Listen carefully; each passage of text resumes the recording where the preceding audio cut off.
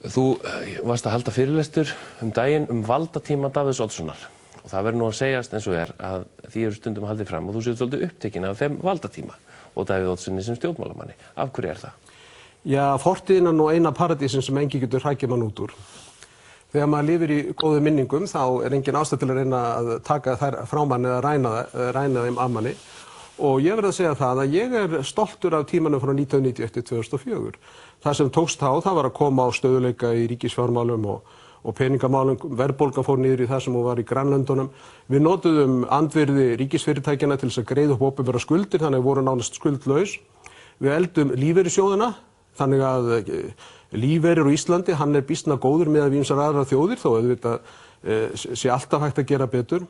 Og með bæði upplýsingalögum og stjórnsýslulögum tryggðum við réttindi einstaklingarna. Þannig að árið 2004 þá var Ísland mjög gott land og hafði eiginlega ekki verið betra áður. Þannig að mér finnst eiginlega að það sé ekki neitt til að skamma sig fyrir, heldur til að vera stoltur af. Af hverju er Davíð Oddsson þá svona óskaplega umdeildur maður?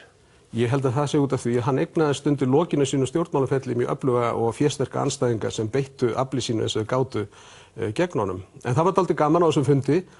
Við vorum framsögumenn Ögmundur Jónasson og Vilhjálmur Egilsson og þeir voru mjög málefnalegir. Ögmundur var auðvitað mjög gagnrýninn á svona okkar hugmyndir. Hann sagði, sem var dálítið fróðlegt, hann sagði þegar að ég var ungur maður og var að byrja í pólitík, þá var mikil gróska á vinstri vængnum og mikið hugmyndir og þá voru hægrimennir steindauðir, en þegar Davíð Oddsson kemur og ykkar hópur inn í pólitíkina þá snýst þetta við. Umræðarhópurinn. Já, þá er það hægrimennir með hugmyndirnar og vinstri mennir eru svona dálítið staðnaðir og ég held að segja dálítið til í því. Svo skemmtur nú ekki fyrir að formaður Framsóknarflokksins fyrrverandi, Guðni Ágústsson var þarna og hann kvaddi sér hljóðs og flutti mjög snjalla ræðu samstarf sitt við Davíð og ágreiningsefni sín og Davíðs og það var mjög gaman að hlusta á hann. Hann sagði til þess með sinni rödd sem að ég treysti mér nú varla til að herma eftir. Davíð Oddsson, hann þurrkaði tárin úr hvörmum Jóhönnu þegar Jón Baldvin hafði verið vondur við hana.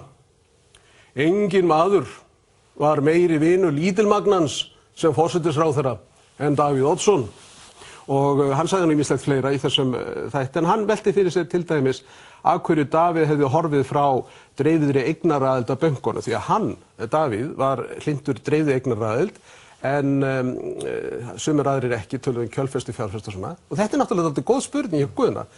Og ég held að ástæðan hafi verið svo að þegar var reynt að selja þetta í dreifðri eignaraðild til að byrja með, þá hófst kennitölusöfnun og það olli því að menn sáu það að þú gast ekkert valið úr að allur fjöldinn keypti þetta vegna þess að þetta fór alltaf í hendurnar af þeim sem voru reiðubúnir til þess að borga hæsta verðið fyrir það. Það heitir frjáls markaður? Já, það heitir frjáls markaður. Þú ert búin að senda börnin þín út í heiminn, þá getur þú voða litlu stjórn af þeim. Kærar þakkir fyrir komuna, Hannes. Ánægjulegt að fá þig í þáttinn.